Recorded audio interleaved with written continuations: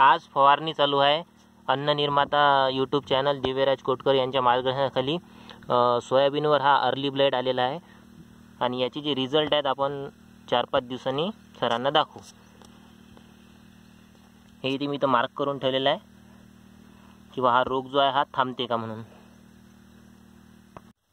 अन्न निर्माता यूट्यूब चॅनलच्या सल्ल्यानं आपण हे सोयाबीनवरती बुरशीनाशकचा स्प्रे केला होता। अर्ली ब्लाइट आलेला होता।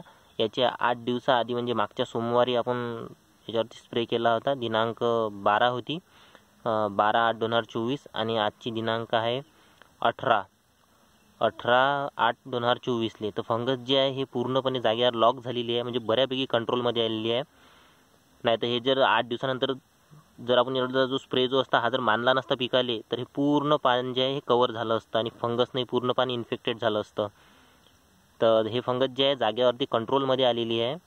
आता डबलचा जो एक स्प्रे आहे 5-7 दिवसांनी आपण जे डबलचा एक स्प्रेमध्ये पूर्णपणे कंट्रोल होऊन जाईल। धन्यवाद अन्न निर्माता YouTube channel Divyaraj Kotkar sir.